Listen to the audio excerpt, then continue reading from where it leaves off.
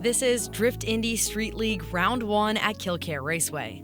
We've had a bonus practice, warm-ups, and prelims to narrow down a field of over 70 drivers into our top 32. The bracket is completely stacked, so here are some highlights from our top 32 battles. On the line, we have Medina and Steel. Medina looking extra aggressive in practice, and Steel is no stranger to competitions. This is shaping up to be a great battle. Medina qualifying 9th will lead, and Steel qualifying 24th is going to chase him down. Medina with a huge flick up into the wall, super aggressive, really high line. That's exactly what our judges want to see in comp today. His nice line allows Mike to really suck up as close as he can in the chase position.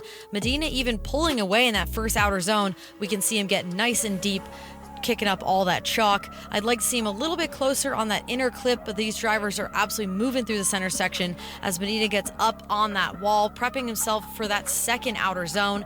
Medina pulling away from Steel as he enters that second outer zone, doing a nice job getting all the way on the line, maybe pulling out a little bit of angle as they cross the finish line. These drivers are stoked on that run. Nicely done for the first run of the day. We're going to flip him around and this time let Mike Steel lead and Justin Medina chase him down. Steel with an e-brake pull, not quite as much angle and definitely not as high as Medina was on his lead run. Still, that nice line allows Medina to get close in the chase position. Mike coming around that first outer zone, just kissing the edge of that zone there. He's definitely going to need to be deeper if he wants to beat Medina here. Really nicely done on that inner clip, however, and as he pulls away from Medina, coming up onto that banked wall, Steel with a ton of angle, getting nice and close to that wall. Really well done there. Wow, Medina dives up to his door, really getting on him in that chase position. Again, Mike Steel not quite as deep as we want to see in outer zone number 2. And thanks to Medina's aggressive entry and chase, he's going to move on to the top 16. Up next on the line, we have Britt Kokkainen and Colton Terrell. Kokkainen will lead, qualifying 14th, and Terrell is going to chase him down, qualifying 19th. Kokkainen tossing it in there, nice and high on the bank, not quite as wide as we want to see him take this entry. He pours on the angle to bring himself around to outer zone number 1, allowing Terrell to really get on his door. He does a nice job with that first outer zone, a little bit far off the inner clip, but they're both picking up speed as they exit that center section and come up around to that bank wall. Kokkainen throwing on the angle, allowing Terrell to get back on his door. Absolutely excellent job in the chase position by Terrell. Kokkainen not quite as deep as we want to see him in that outer zone, and Terrell is right on his door as we come across the line. Really aggressive chase run by Terrell. Let's switch these drivers around and let Terrell lead and see what he's got for us in the lead position. Terrell pulling e-brake and sliding into entry there. Not a ton of angle, but he does get up nice and wide on that proper line that our judges want to see. Kokkainen dumping the angle there to stay behind him. Terrell does a great job with outer zone number 1, and Kokkainen's able to catch up as both of these drivers come around that inner clip. They're transitioning up from the center section onto the bank. Terrell getting nice and wide, super close to the bank. Really well done there. Kokkainen diving up to his door as they get to outer zone number 2. Terrell is settled and does a great job on that zone across the line, and Terrell is going to move on. That aggression has paid off. Up next on the line are Kyle Antonovich and Vance Kerns. Antonovich qualifying 6th is going to lead, and Vance Kerns qualifying 27th is going to chase him down. This is a highly anticipated matchup that we thought was going to happen in the finals, if not the final 4. These two drivers are both the sons of our two father-son teams out here today. Kyle tossing it in there on the high line. This is exactly what we want to see. He's going nice and wide, possibly the widest line we've seen yet today. And Vance Kerns is right on his door as they come to that first outer zone. Antonovich is doing a great job filling that zone, pouring smoke as they come around. Super tight to that clip. Great job there by both of these drivers. Kerns pulling a little bit of angle out there to keep with him in the chase position, but he is glued to his front fender, not even his door. These drivers come off the bank there and come into that last outer zone. Kyle on a super aggressive line and Vance Kerns directly on his door. Wow. That was definitely a battle that belonged in the finals, but let's flip him around and see what Kerns has for us in the lead position and see how well Antonovich can chase him down. Kerns taken off. Antonovich still really close to him. Does a nice job entering here. Pretty high and nice and wide here on entry. Really settled, but Kyle is all over him in the chase position. Kerns getting into just the edge of that first outer zone. Maybe not quite as aggressive of a line that Kyle Antonovich ran in his lead run.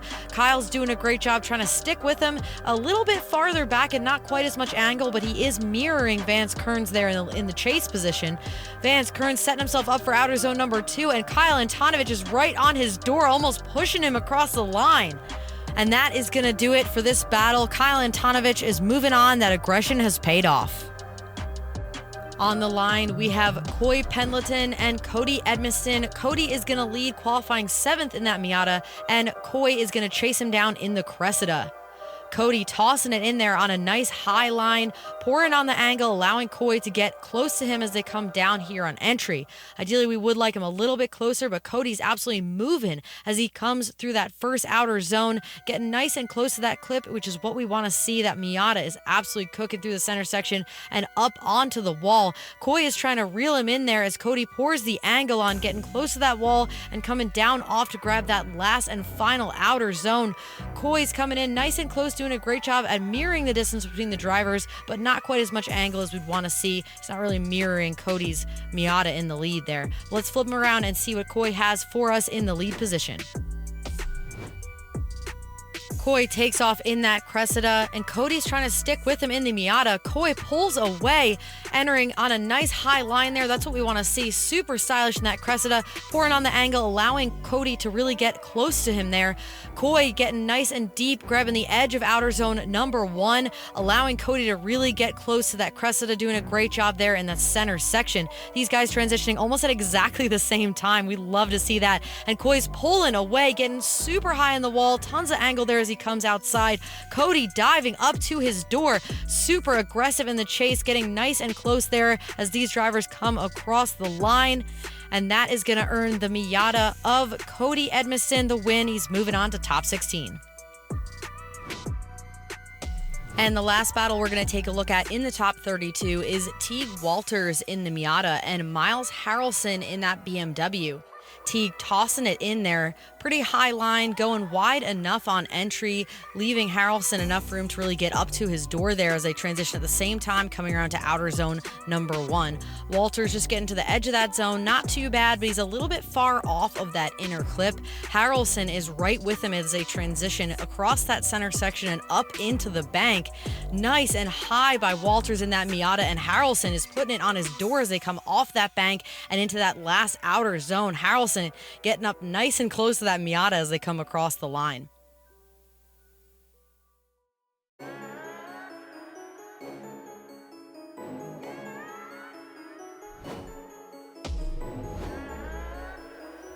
All right, let's flip him around and let Harlson lead and Walters chase him down. Harlson with a nice flick high on that wall, doing a great job on entry there. Maybe cutting the entry just a little bit and catching some of the dirt. Seems to choke up Walters in the chase position. Harlson looking decent, grabbing the edge of outer zone number 1 and transitioning across that inner clip. Looks like Walters is still a little bit wobbly at a disadvantage there in the chase position, but he manages to save it as these drivers come up. Harlson super high on the wall there. Walters finally getting on his door in the chase position, doing a great job there as they come around to outer zone number 2 and across the line. We're going to defer to the judges there and see what went on entry there between these lead and chase drivers.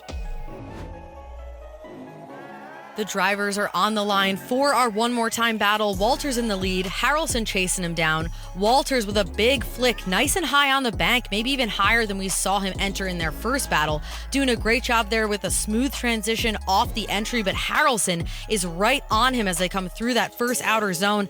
Walters maybe a little shallow in that zone, but doing a great job on the clip, and Harlson is directly with him, transitioning at the exact same time. This is the kind of chase that we want to see, and Walters on a high line, doing great through that bank turn there. Harlson putting it on his door as they transition down to outer zone number 2. This is the kind of lead and chase that we want to see out of these guys, and big error by Harlson. That's going to put him at a huge disadvantage, unfortunately, going into the second half of this one more time battle. Let's take a look at what Harlson has for us in the lead. He's running at a huge disadvantage. He's going to need to be very aggressive and hope for a miracle here. Not sure what was up with his car. He's potentially having some car trouble, and that is going to do it.